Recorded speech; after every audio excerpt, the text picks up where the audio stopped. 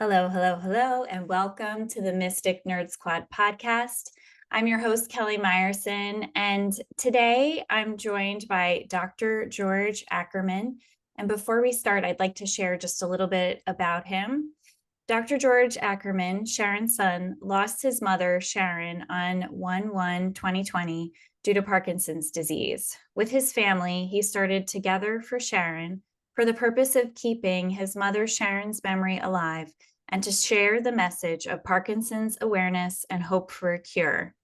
Today, TogetherForSharon.com reaches thousands of individuals across the country for Parkinson's disease awareness.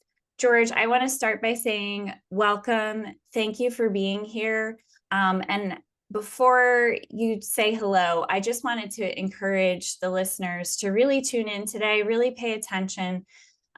George has an incredible mission. He's doing some amazing work for Parkinson's disease and to help hope for a cure. So make sure to listen carefully because he's going to give you some great ways at the end to help in this mission. So George, welcome. Thanks for being here. Thanks. I appreciate your time and the viewers. It means the world to me and my family. I also was excited because I love the name of your show, which I think is, I consider myself a nerd in different ways, but this one is an important mission. And that actually captured a lot of people's attention because I kind of told people online throughout several social medias that I'll be appearing on the show, and they all like the name. So I wanted to thank you for that. Oh, thank you. I appreciate that. Yeah. I mean, same, like I'm a nerd with a science background, as an occupational therapist, I've spent, my career in the sciences. But also believe that there's a lot more to what we can accomplish. And I think your story definitely fits in with that. So, George, would you just start out? This mission is a big one, but it's also a very personal mission for you because it's really about your mom, about Sharon. So could you tell us a little bit about her? Yeah, unfortunately, she passed, like you mentioned earlier, due to Parkinson. So I get that question, why am I even doing this? And it's because obviously we can't bring her back. But I never want, number one, anyone to feel alone because I felt alone as a caregiver. And my mother really felt alone as someone diagnosed battling Parkinson's. But also, it's important to keep awareness out and hope that no one else has to ever go through what my mother or our family had. So that kind of is where brings me today. There's a lot to talk about. It's not enough time ever. Usually, I don't even get to talk about me because I don't. It's really more like I kind of become like it's joke like Madonna and Oprah because I try to go by Sharon's son George because I feel that I wouldn't be the man I am today or have the success I have in life if it wasn't for my mother's sacrifice. She was a school teacher, loved children, and also had a master's. And she literally threw it all out the window, gave it up to raise me and my brother. So I Mm. knew when it was the day that kind of been a calling for me to step up and be there for her when she needed it, that I would do that and be proud of it. So she was really loving, supportive, and sometimes at a fault because she had Parkinson's for 15 years, but she didn't even tell us much about it till almost 7 years. And the only thing I could think of is she didn't want to burden the family, which I wish she did. But towards the last 4 years is when everything changed, which we'll get to later if we have time. But that's when I really had to kind of take over really her life. She was very young. She was only 69. She had no medical issues really her whole life. But those last 4 years were tough. She went from walking several miles a week to 2 years of the cane, a year uh, walker, a year wheelchair, and then bedbound for 7 days. So it's not something that I could ever dream of or something that young that you think you'll ever see. Again, I'm in a weird mind space feeling that 2024 we should be living till 85, 90, and obviously things happen towards that time, but not 69. But again, I could be wrong. It's just my opinion. And again, she was really amazing. Her favorite time was being with her three grandchildren, blowing bubbles in the backyard. So even today, it's tough because I walk by the backyard and I miss those memories or the holidays or seeing my daughters now. She was about 7 at the time my mother passed, and now she's almost going to be 12 next month. So, all those birthdays and things without my mother having a seat at the table. is tough. But there are a lot of important memories. Like if we get to the book, the cover of the book is actually the mother son dance at my wedding, and I always say it's one of my favorite memories of my life because in that moment, if you see the picture, she were both smiling, and Parkinson didn't exist or matter at that Mm. 3 minutes. And I know it's not a long time, but I have it on video, and I could look back to see her laughing and smiling. The only regret I do have, which we didn't get to yet, but it always kind of hits me in the head. 10, 6, 7 years ago, no one had shows. Like now, everybody kind of has a show, which I love because you have an opportunity to voice your opinions in life and help reach people like this. And I wish I had a podcast with my mother, but not about Parkinson's. I wish we had talked about life and my childhood and her childhood because I put a lot of it in the book, but there's so much like kind of empty spaces I'll never remember or know because I'm so young. So that's one regret I'll always have. But like I said, there's no way we could have had the technology back then. Yeah, I think so many people, myself included, can relate to that. Losing a parent as an adult, but also losing the memories that will never happen. That is such a hard thing. And I think it's such a beautiful thing. I'm glad you brought up the book. I'm a huge book fan. So I love that you've been able to create this book and share your journey in a way that, thinking about future generations, your kids get to know a little bit more about the backgrounds of your mom and her life and your journey. Um, so tell me a little bit more about the book and how that came to be, and what made you decide to go for a book? There it is. I Yeah, love it. I wasn't going to write a book. My background is I'm a police officer reserve now. I'm an attorney in Florida and DC and also have a PhD in criminal justice. So I've written books on like constitutional law and criminal justice. I kind of stopped because the whole world is so polarized with that. And I don't want to be on like one of these TV channels and then everyone doesn't even want to support Parkinson's awareness. So I gave up and all that. But my whole life I've been an advocate before Parkinson's disease as a caregiver or today as an advocate. I was an advocate for not just one population, but specifically African American mothers who lost their loved ones due to murder, due to Mm, crime. So it's what I found sadly in being in the criminal justice system. A lot of time, sadly, you have a victim of crime, but then the family becomes secondary victims and they're often forgotten. And I feel the same way in a way with the Parkinson's population because there's about 1 million people in the US, which really is not a lot if you think about it. But if it affects you or your loved one, it's destruction. It's like literal, I don't know if there's a better word, even for a Saturday morning, but the disease is horrifying and terrible. And seeing, healthy, my mother go from someone who was, how healthy, independent, lived alone to someone who was bedbound after only 4 years. We don't understand why it progressed so quickly. Again, the tough thing and why we have no cure is Parkinson's is different for every person. So what happened to my mother's journey doesn't mean it'll happen to someone else. So that's why we have no cure. The book came about because I was shocked. I do a lot of research like you in your medical field, and I was shocked. And I always say, everyone listening live or recorded, email me if I'm wrong because I love it. But I have never seen one book in the world, like literally in the world, about a son who lost their mother due to Parkinson's, like a book. I mean, I'm still don't get it, but that's why I decided. Plus, I kept a journal the last year of my mother's life as a caregiver, the good, the bad, and the ugly. It literally has the date and the timestamp several times a day of what I was going through. And it's almost like me screaming for help, but no one help came. And we lost the fight. We tried everything. There was nothing that we ever could look back to now today. Even have a funny story about getting Florida just allowed back then medical marijuana license, and I'm a cop, so I felt like James Bond or Mission Impossible going into the store because I didn't want to get arrested, even though everything was legal. But it was like a comedy show. But I swore I would try anything so she wouldn't have to have pain. Unfortunately, the distilleries and the doctors don't speak, so I don't know if you viewers know a lot about that, but they don't, there's no way to say, here, take this or this amount. So it's all like experimental, it's safe. But so one time she took a little and she kind of fell out and got more agitated. and then she took too much and fell over in the wheelchair sleep. So never really worked, and it didn't help with pain. So I'm a big believer in it if it helps someone like for horrible life-ending diseases, but unfortunately for us, it didn't work. But it's a journey of me and my mother, also my mother's life.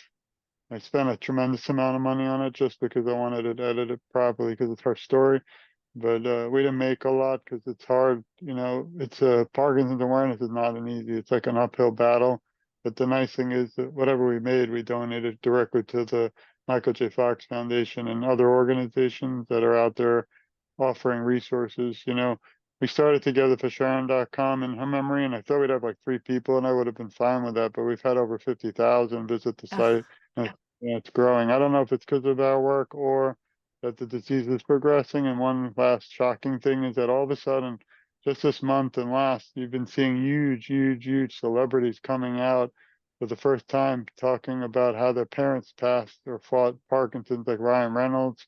You had the national issue with President Biden, who again, I don't care if I hope he doesn't, but I'm not worried about if he had it or not. I just think it's important that it's out of your like lips now. A lot of people, the word Parkinson's, it never was before. So again, more and more and more celebrities now are coming out talking about it. And that's important because, Michael J. Fox is a hero of mine. I had the honor to meet him a few times, but he had a young onset, early onset, Parkinson's in 30s. He could have kind of led a private life and never spoke about it, but he didn't. He fought back, and even today he's the face of the, movement, and he's a hero of mine. Unfortunately, I don't know if you saw, but recently he was playing on stage, which was beautiful with Coldplay, but he's not doing well. I think he was in a wheelchair for the first time. So, I see the incredibleness of it all, if that's the word, as a nerd. But the sad thing is at the same time, it's like I seen a little of my mother, and I yeah. actually met him. We went to Comic Con or one of those mega con. I've never been to one of those. It's really fun for the nerds.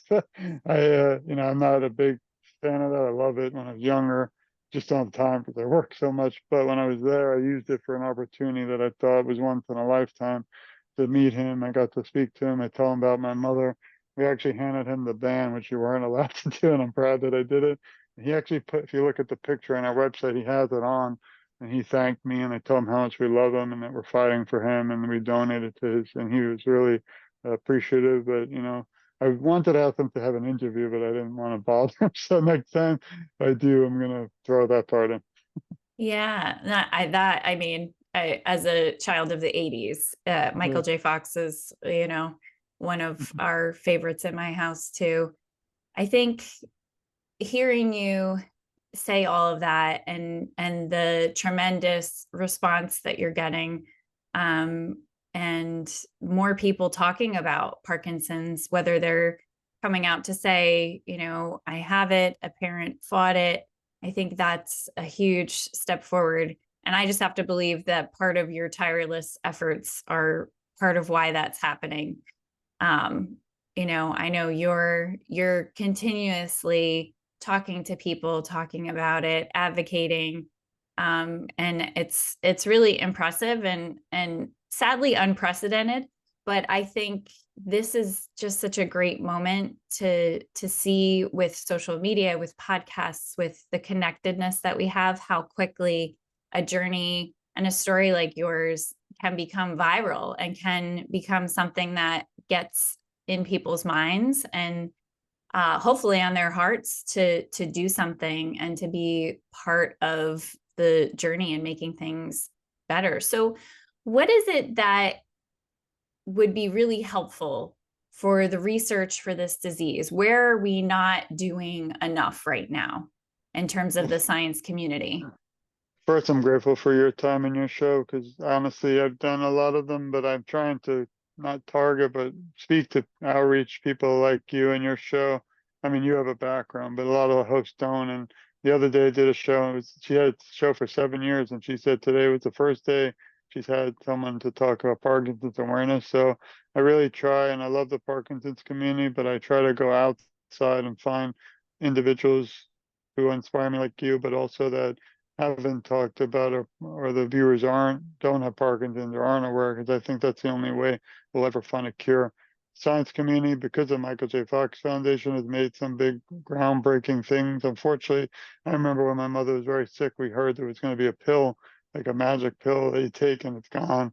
Didn't happen, and I don't think it will anytime soon. But they discovered a breakthrough called a biomarker 2 years ago, I think, and it's a needle, it's evasive, so I'm not doing it because I've had enough surgery and back thing that they put in your spine, and they can, I believe, find out if you have Parkinson's, which is important to avoid misdiagnosis and late diagnosis. So that's very, because there's been people who they don't even know if they have Parkinson's, so they're giving them medicine, but it's the wrong medicine. So it's tragic. So that is some progression with the actual cure, not cure, but the different signs. The one big thing is just a few weeks ago, history was made when the first law in federal law in U.S. ever history, which I'm shocked at the first time. I don't get it, but the National Plan to End Parkinson's Disease passed. Excuse me, and that was signed by President Biden just a few weeks ago. It's the first bill in history, spearheaded by the Michael J. Fox Foundation, but so many more.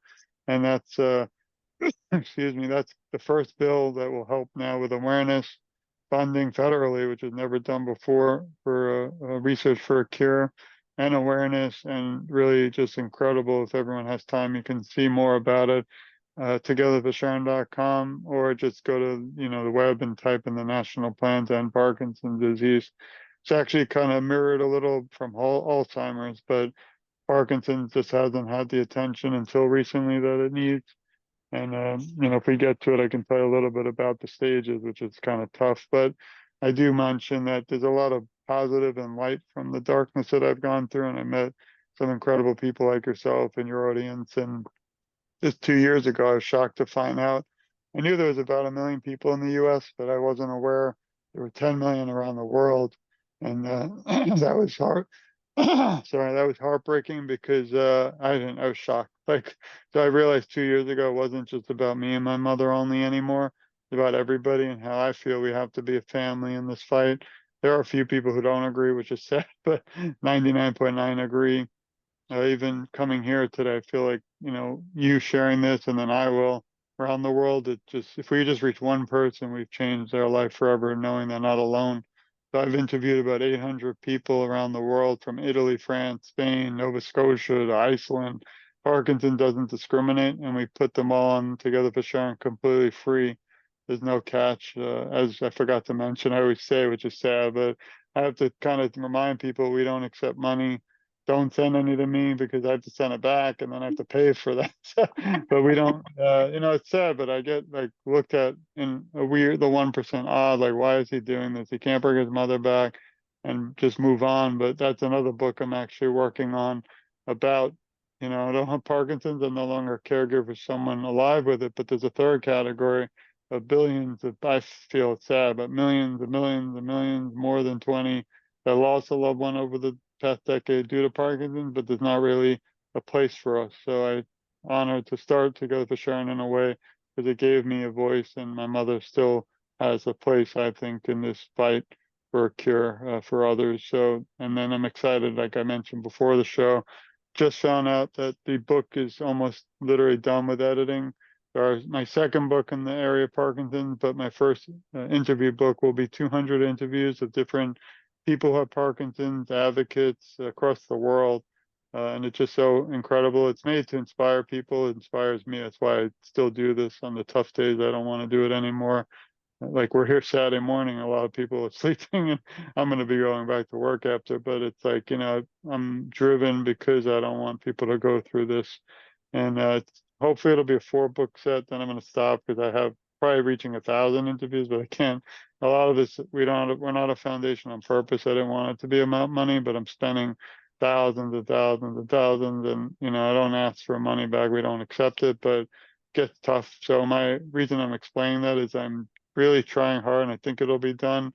We'll offer a soft cover, which will be a fee, but we're going to try and offer for the first time an ebook completely free. So that's really exciting because it's not easy to do that. I mean, I spent 3,000 to 5,000 putting it out, and we're going to offer for free. But I just think that so many people inspire me. Their mission and their journey has to be out there. and that's why I'm really excited. So I think in a month or even less, I'm already working on the cover. It's an exciting process. The writing is not even that hard. It's the putting it on Amazon or self-publishing that is a nightmare. My first book, my wife, thank God, she's my support. She took 2 weeks, like 24/7, because when you do it on Word, not to bore, this is the nerd part, not to bore everyone, but when you write a book, it's not hard, easy. It's not easy, but just getting it from like the Word to the KDP Amazon is a nightmare. So it almost Yeah, was so rough that I almost didn't want to do it again. But I, know there's a reason to do it, and that's why we do have a lot of things planned. I want to write. We're writing a kids book. We have one that's fun. It's actually might be a fiction where I'm throwing in aliens, zombies, time travel. I'm putting everything because that's what's so great. I love those things. And yeah, we last night we just, not to get off the top, we watched that show, the movie where there's silence. I forgot the name, where the aliens and you can't speak. I don't know. And it was the one that just released, and I love that stuff. But anyway, so one character will have Parkinson's. That's all. But yeah, it's harder to yeah, write fiction. I can't even like them to write reality because you're living it, but to write fiction, I don't know how they do. Anyway. yeah. Well, the thing that comes up for me with that is representation matters. Some of the children that I've worked with over the years have either, neurological diagnoses or degenerative diagnoses. And I think it's important that we talk about it. We sit in the discomfort of having to watch somebody's journey and feeling the pain of that. And I think sometimes that might be why people turn away. It's hard. If I had $10 for every time somebody said to me about the work that I did with kids with multiple disabilities, that must be really hard. It must be really sad. And I'm like, oh my gosh, if you only knew how much joy my day has when I'm working with these kids. But I love the idea of creating books that can reach different audiences to normalize conversations, because when it becomes part of our typical conversation, when we're talking about these disorders and diagnoses, and people become invested in the idea that we should be finding a cure, we should be putting our energy towards a cure.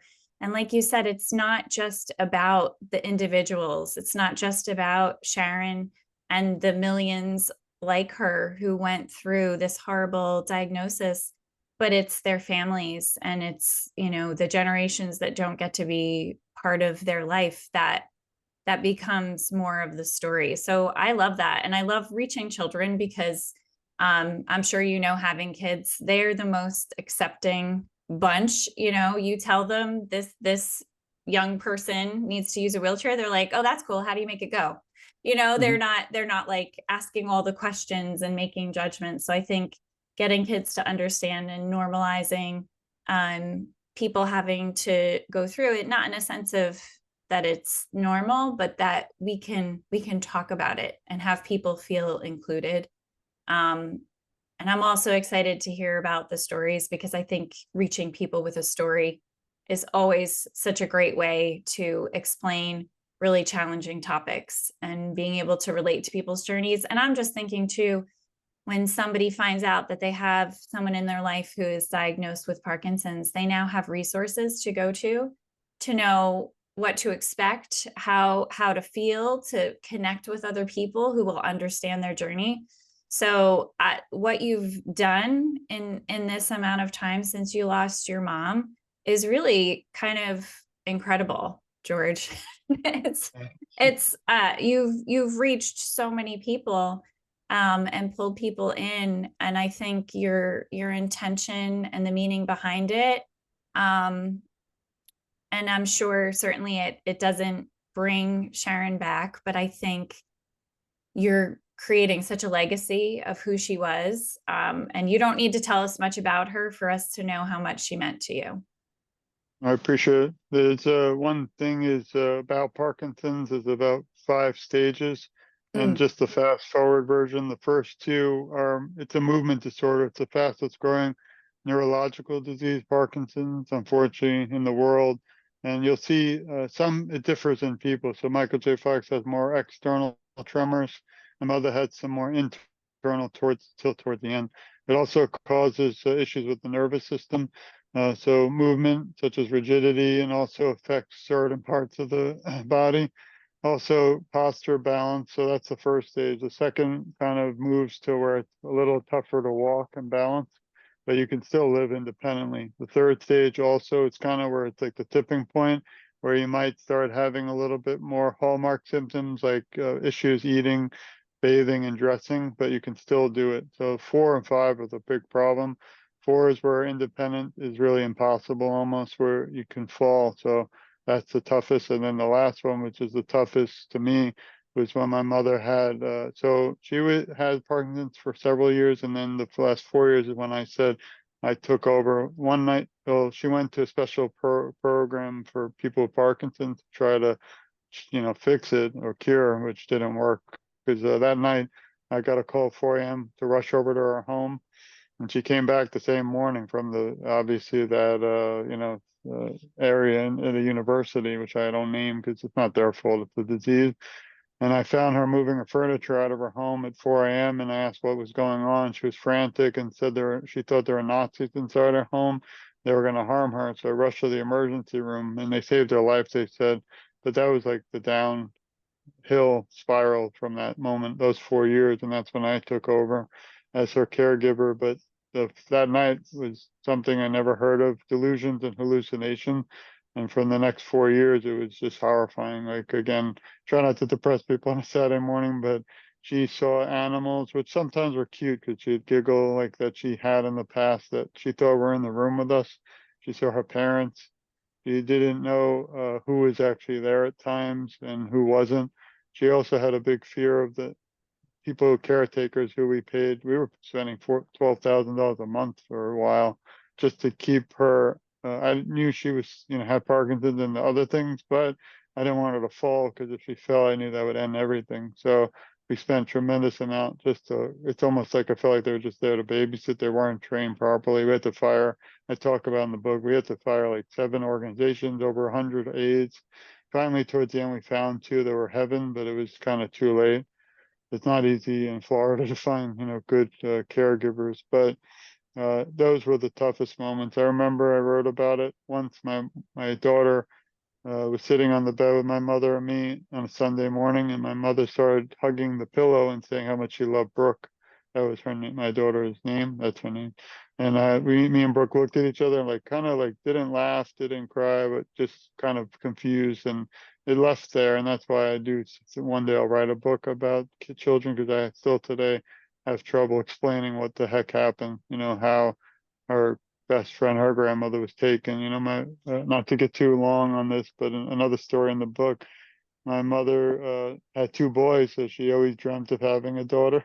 So when I'll never forget my mother's face when she was crying when we were all, my wife and I said our firstborn going to be a girl, and she just went out bought dolls and dresses. And that was like Oh, her. I think that was probably her best moment, more than having me. But other things in stage 5 is loss of smell, poor reasoning, weight loss, which was really sad, vision, but sleep was bad. My mother didn't sleep for the many years. And also, to be honest, one of the worst things to even talk about, which I did a whole show on myself, is the stomach and the gut, which is really destroyed from the medicine. But we had to have nurses come and things because I'm a male. I couldn't even get much involved, which is another show about the lack of male caregivers, which I didn't even realize till someone asked me to be a speaker at a male caregiving event, the first one ever a year ago.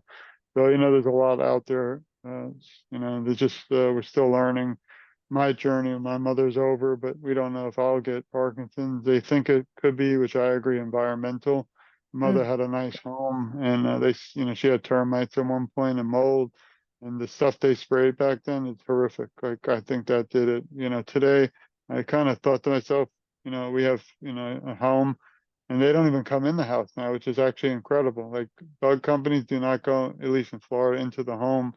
And I think that's why, but they only spray the external. We haven't had any bugs, but I remember, I mean, they used to come in the house, even though they said it's environment friendly, which, we trust these people. I don't know, they're not even regulated very well as a lawyer. And also in the US, there's something called paraquat, which is used in a lot of this poisons, and it's not even banned in the US, but it's banned in China. So I don't mhm. understand a lot of our politicians are thinking or why, but we all need out there. One step to get involved is to contact your legislator.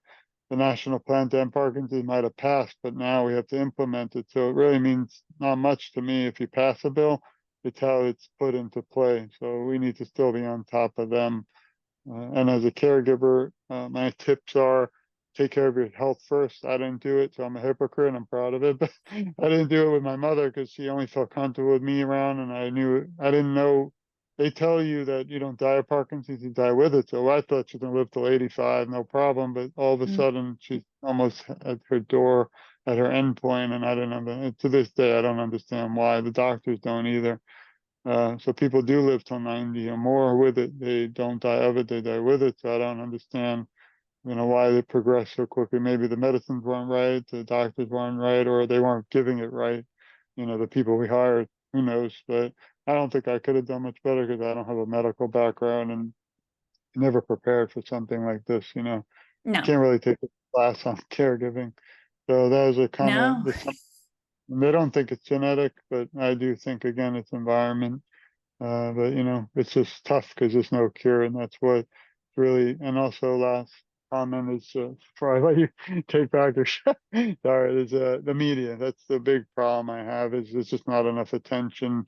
I've written 15 beautiful letters on attorney, police, professor letterhead. To think it would do it, didn't do it. I did it 3 separate times for Parkinson's Awareness Month, and didn't get any responses. So it doesn't. You never stop fighting, but that and politicians and even celebrities. We've been lucky enough to have messages from Jack Osbourne because Ozzy has it.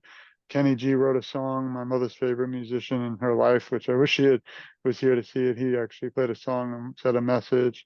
Lately, we had Leah Thompson from Back to the Future who gave me a message and a few others, but it's on the website, TogetherForSharon. It's growing bigger than I could ever dream. And in a way, I'm grateful, but I'm not because I wish we could shut it down tomorrow and find a cure. Mm. So Yeah. Oh my gosh, that's such an honest answer, George. yeah, It's great. It's everything you dreamed of for building something so other people don't have to experience what you did.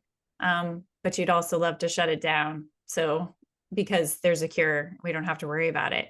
I think that's really interesting, the perspective that you had on environmental issues and the generation that your mom was part of.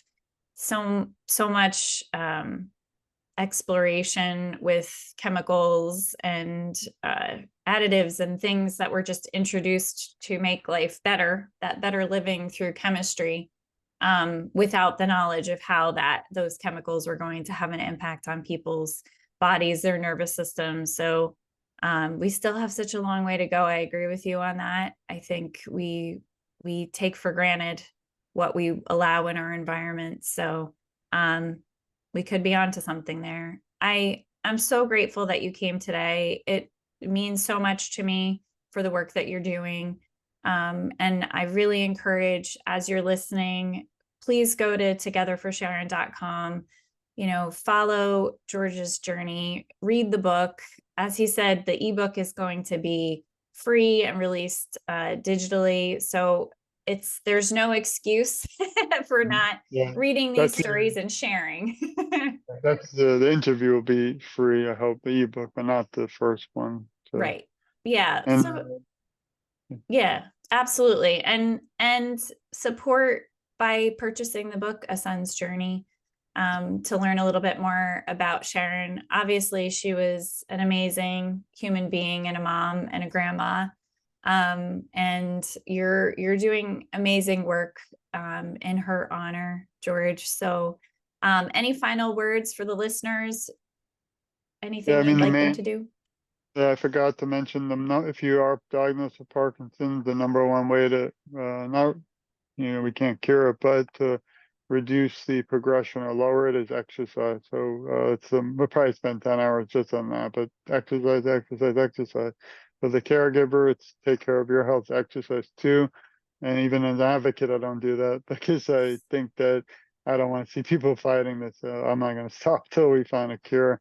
That I don't recommend that for everybody. And then finally, just have a little message for you and the listeners. We love you. We support you. We care a lot about you, and you're never alone. I, along with your amazing hosts, will advocate for you, and together I feel our voices are so much stronger.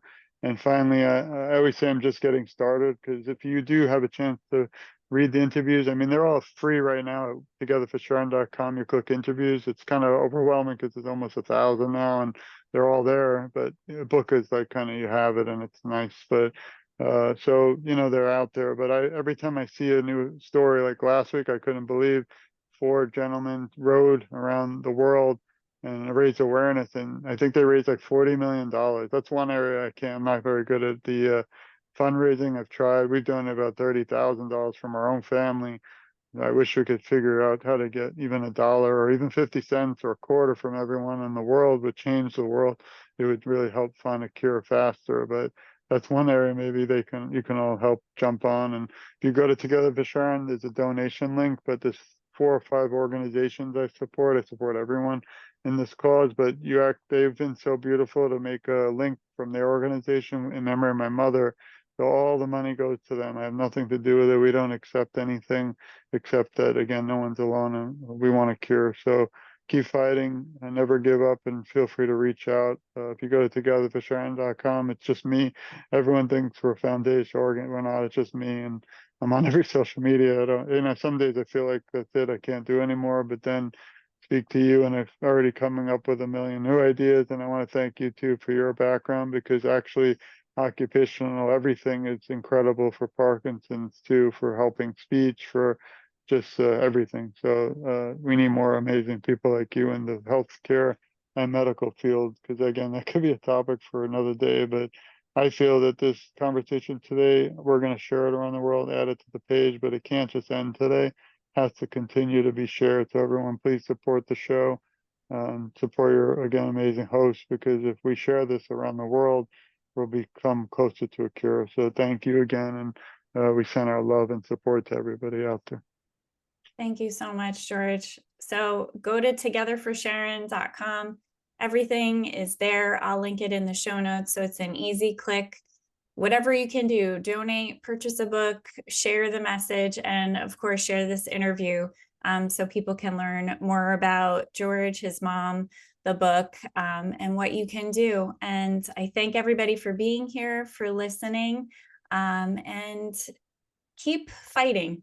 Don't stop, and see George as an example of how you can take something challenging and be resilient and make a big difference. All right, everybody, take care. Bye.